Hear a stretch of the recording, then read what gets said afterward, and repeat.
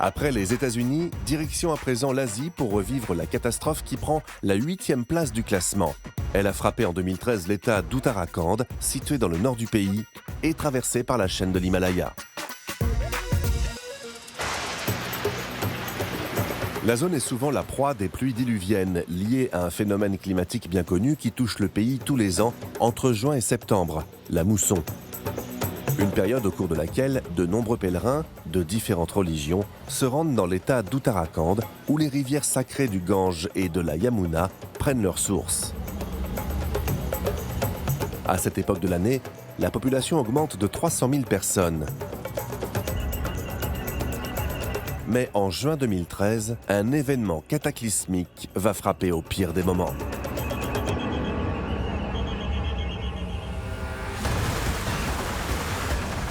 Des trompes d'eau s'abattent d'un seul coup sur la région.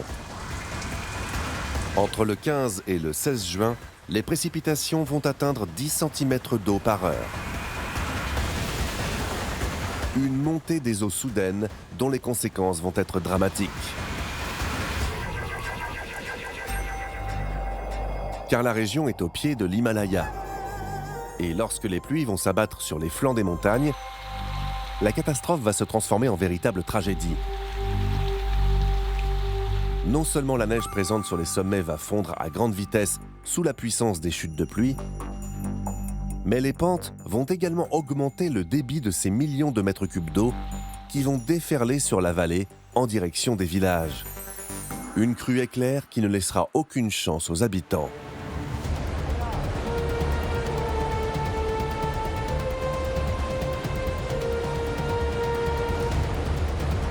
Le niveau de pluie a augmenté de 375% par rapport à la normale. Pire, à l'époque, plusieurs barrages hydroélectriques sont en construction dans le secteur. D'énormes blocs de roches extraits des chantiers de construction et abandonnés sur les flancs des montagnes sont emportés par les flots. Ils se transforment en véritables missiles qui vont percuter les habitations situées dans la vallée. Tout ce qui se trouve sur le passage des torrents de débris qui se déversent depuis les sommets est détruit. Les arbres sont déracinés, les maisons emportées, les routes, les ponts et les voies ferrées ensevelies. L'arrivée d'une telle quantité d'eau va provoquer de gigantesques glissements de terrain qui vont anéantir tout ce que la pluie n'avait pas encore emporté. Sur place, des dizaines de milliers de pèlerins se retrouvent piégés, sans aucun ravitaillement possible.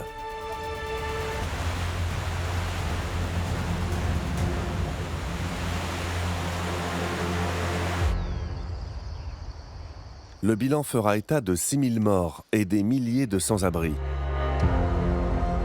Les corps emportés par les eaux seront retrouvés plusieurs semaines plus tard à des kilomètres de distance. Leur décomposition entraînera la propagation de maladies et la pollution des ressources en eau potable, augmentant encore le nombre de victimes. Un drame terrible qui continue de hanter le souvenir des habitants. Mais pour eux, l'inquiétude face au risque d'inondation n'est pas près de disparaître. Car le changement climatique a des conséquences concrètes et déjà visibles sur la région. La fonte des glaces de l'Himalaya s'accélère. Et les prochaines pluies diluviennes qui s'abattront sur l'Uttarakhand pourraient bien déclencher une nouvelle catastrophe, encore plus destructrice.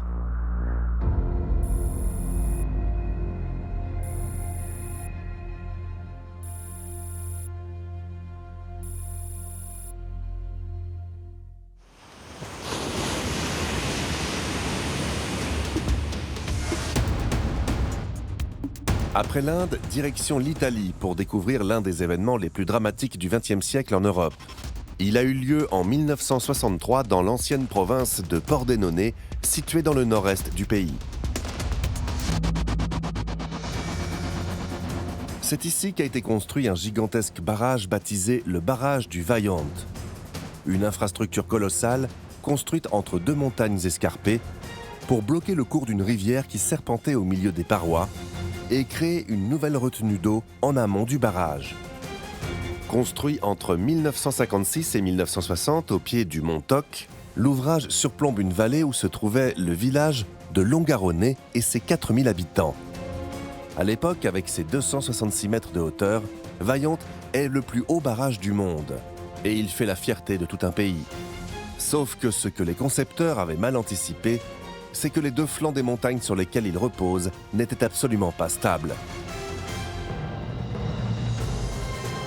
Le 9 octobre 1963 à 22h39 précise, alors que les habitants de la vallée en contrebas s'apprêtent à se coucher, un gigantesque glissement de terrain se déclenche sur le flanc de la montagne.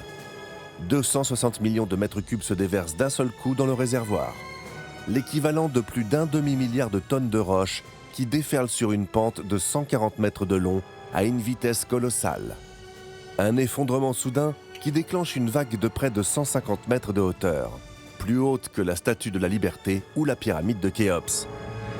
Une vague géante, semblable à un tsunami qui va passer par-dessus le barrage et s'abattre sur la vallée, détruisant tout sur son passage.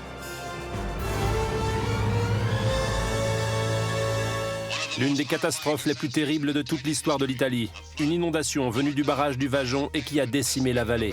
Les villages de Longarone, Pirago, Villanova, Rivalta et Fae sont rayés de la carte. La catastrophe aura duré à peine 15 minutes. Bilan, plus de 2000 morts et des centaines d'habitations complètement anéanties. Malgré l'envoi de 2000 militaires sur place pour aider les équipes de secours, les corps de centaines de victimes ne seront jamais retrouvés. L'enquête montrera plus tard que la catastrophe était entièrement prévisible et que la géologie des lieux aurait dû interdire les autorités d'y construire un barrage. À cet endroit, les flancs des montagnes s'étaient constitués suite à des glissements de terrain successifs au cours de millénaires. Et entre chaque couche de roche se trouve une couche d'argile meuble d'à peine 10 cm d'épaisseur. La présence du barrage et de ce nouveau réservoir a peu à peu saturé d'eau les flancs des montagnes, fragilisant le sol de façon inéluctable. À partir de ce moment-là, la question n'était pas de savoir si le terrain allait ou non s'effondrer, mais quand. Suite à la catastrophe, l'endroit a été définitivement obstrué par une gigantesque colline atteignant 850 mètres d'altitude, empêchant la rivière de s'écouler au niveau du barrage. Son cours a donc été dévié pour qu'elle se déverse dans une vallée située plus à l'est. Depuis, la ville de Longarone a été entièrement reconstruite. Quant au barrage du Vaillant, il trône toujours entre les deux parois de la montagne et a été transformé en lieu de mémoire, en souvenir de ceux qui ont perdu la vie ce jour d'octobre 1963.